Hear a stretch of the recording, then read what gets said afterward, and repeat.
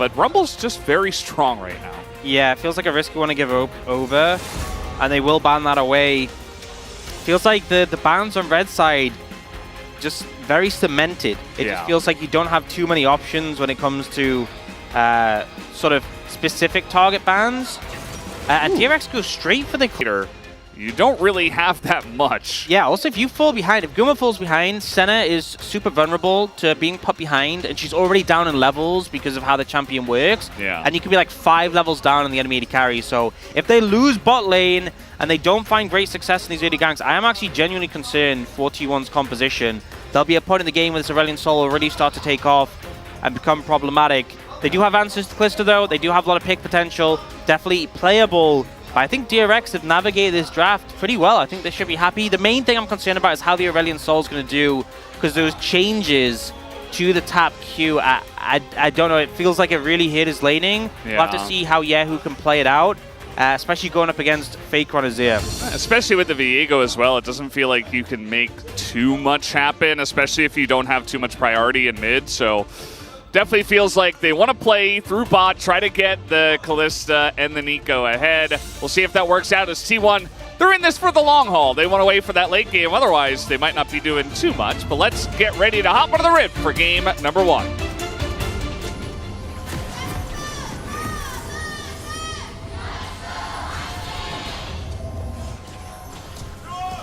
소환사의 협곡에 오신 것을 환영합니다. Alrighty, game number 1. As we get ready for this one, approaching the end. No real late game option in the back of it. Oh, Frog in trouble. Yeah, it's a Senna gank that comes in, but again, this is Renekton, and they're just going to try to turn this one around. They got Viego coming up here as well as the TP, and that's an Aurelion Sol. You're not getting away from that as he glides on in. The ult has to be flashed by... Yeah, T1 going to struggle to approach, control over Banana Brush, and the Aurelion Sol being able to put down that field does make it hard, but Ona looking for a flank. This is a big ult from the side of Carry. It's going to hit 4 people, and the ult from Zeus going to knock back the Aurelion Sol, as a big ult will come from the Aurelion Sol. But now the Vi goes in, and we do have the Nico pop-up, but a lot of members on the side of DRX are low. But where's the damage from T1? So many low health bars here on the side of DRX, but nobody can kill anything. Finally, Carrier will get the second kill onto the Viego, and Guma on the Senna level 8 is able to get that final kill onto Pleta, as T1 finally turned that fight around. Super scrappy fight there, but T1 edge up in the end. Guma getting a ton of value in that fight, just unhit for the whole time. One will just get another Chemtech Drake, as now, little fight coming in, but Carrier goes way too deep by himself, as now getting flanked by Brock. He is all alone in the enemy jungle. Down he will go. That is that very tanky Orange just dead, and Baron does a lot of damage, but this is going to be a rough steal from the side of Owner. I mean, there's a Kalista, you've got Smite, and they're down a member as the knockback comes in, and now it's just a massive Aurelion Sol ult, and the Kalista gets the Baron, as T1 do a bunch of damage, but they're losing everything else. Nobody on the side of DRX will fall except Sponge, and Zeus is just on the run here. Yahoo looking for a little bit more, and he should be... okay. Oh, too much healing, too much healing. So the plants are going to come in, and that's fine. That would have just been the bonus. DRX still get a huge win. Massive win for them, and I love the call to go for this Baron. Zeus. Look at land a stun or something. The Keeper's Verdict is going to hit the Aurelion Sol away, but the 2 members of DRX are already on the Poppy, and Zeus cannot survive. Something here on Yahoo, but they might be in trouble themselves. Oh, it's a root here on Owner. He's in a ton of trouble. I mean, look at that massive chunk that the Aurelion Sol is at this point, and the Vi alone is obvious. Perry going to throw his ult as the flank is coming in. Sponge in a really rough spot, as now the ult from the Poppy's going to knock him away. Yahoo's all alone on the top side of this one, as these fights have been so messy. Pleta, a massive ult as Baker in a lot of trouble, has to flash away. Carrier going in by himself. He's got Guma on the backside. Yahoo's going to go down by himself. Carrier is so tanky, but does eventually go down to the human nexus that is Teddy. T1 looking for a little bit more on the chase as the charge comes in from Zeus, and it looks like Pleta will have to give his life for the team. T1 managed to find that engage, and that's the danger against his composition. Oh, Teddy! The flash comes in. That's a shutdown for the Vi, and importantly, Teddy will be taken down, and Baron spawns in 15 seconds. Yeah, they're not going to be up in time to deal with how gigantic this dragon is, but the Ornald comes in as T1 look for the turn, and they get absolutely Bomba in the river. Massive damage comes out from the Aurelion Soul. As Yehu, he is going to go down to Faker, though, who is doing an insane amount of damage. And now Zeus and Keria able to win a 2v2 up there. Frog trades one back, but man, that Aurelion Soul ult was insane. And DRX stopped the Baron attempts. One of the things that got buffed, you know, the nerf to the tap cube with the buff to the ult damage, and you could see it there. And now DRX, they can start it up. They don't have a jungler, but they have a Kalista, and that's all you need. They got a Kalista, they've got a tank, and this Baron does do a lot of damage. You see Frog is getting a little bit low, and Faker with the Mega Cone is just going to go to the north side here alongside of Zeus and try to fight this straight up. Pleta just trying to avoid it as the Fate's Call, they dodge the ult from the Poppy, but they take out two, and it's only Teddy who does get the Baron. And wait, Teddy! 1v2ing! Teddy able to stand up to two, and no! Will take him down at the last moment. And Frog is just so tanky though, as the rest of the DRX is coming on over. They want to take the fight. Owner is in a lot of trouble, but the Yehu ult doesn't do that much damage. And down will go the Renekton. And now Yehu's on the run. Pleta's on the other side of the fight as here comes Faker once again, looking for more.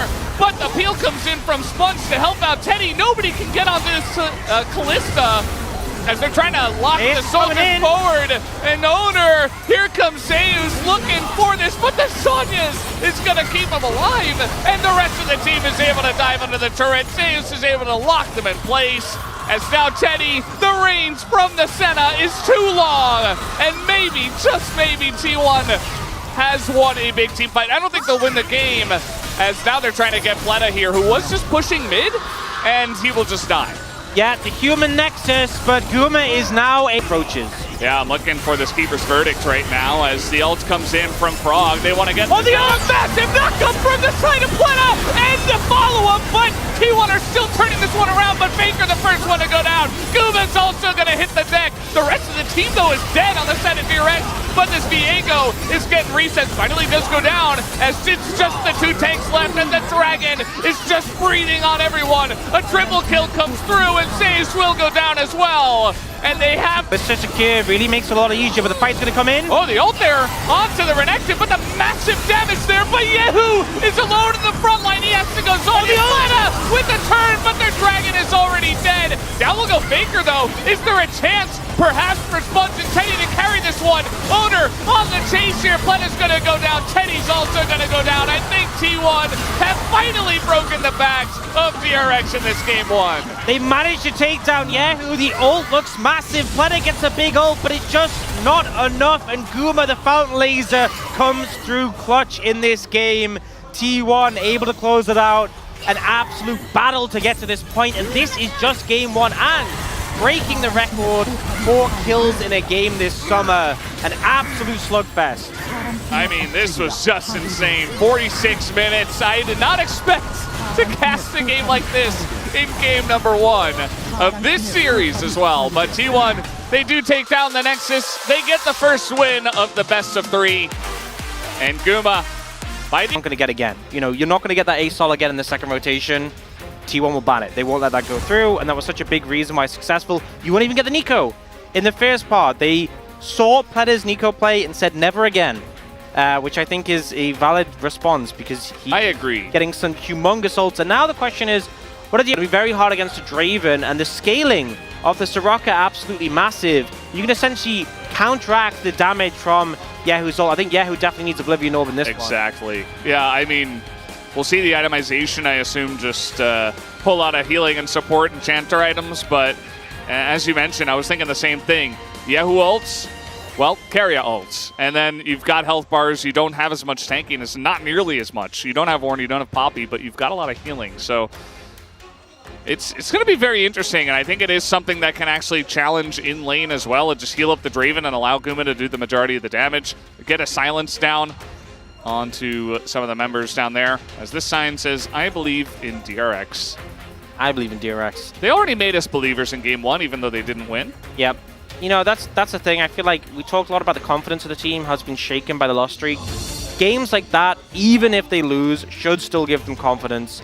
Now, I think they had a bigger draft advantage in the last game, but they still have tools. You know, we still have Yehu on the Rallying Soul. I'm just interested to see how this bot lane goes. Keria whipping out the Soraka. This is what we wanted to see, and T1 is going to try to get it started much earlier than game number 1. Let's hop into the rift.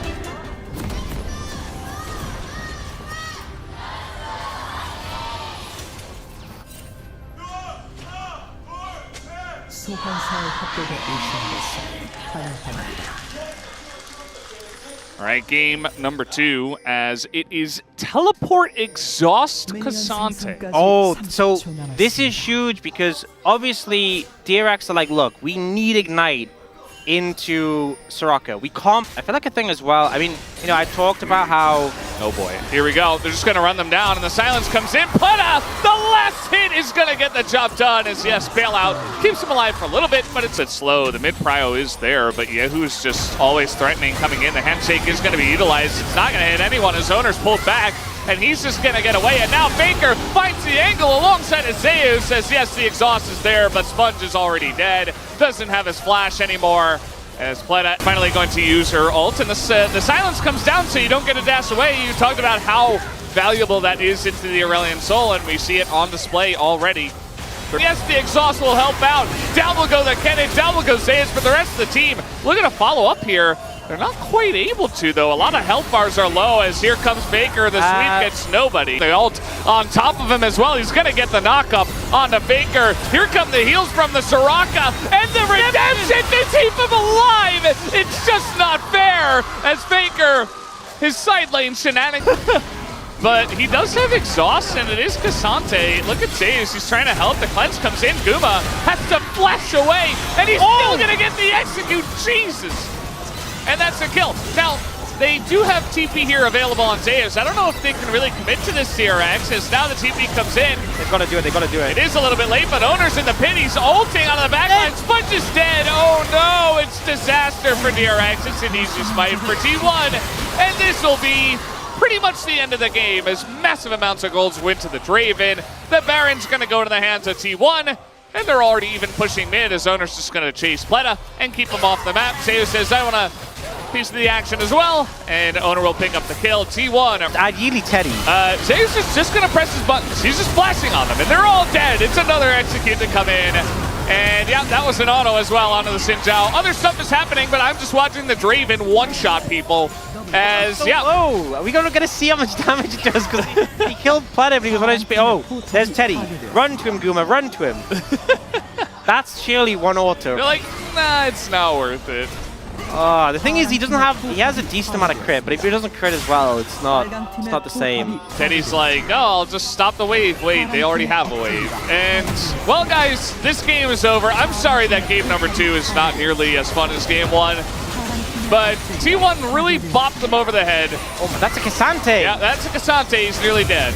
Just 3-4 autos down to that health as, yeah, Owner might go down here. The Nexus is very low as are they going to hit the Nexus? Okay, they finally do. And that'll be the end of game 2. T1 take the 2-0 tonight.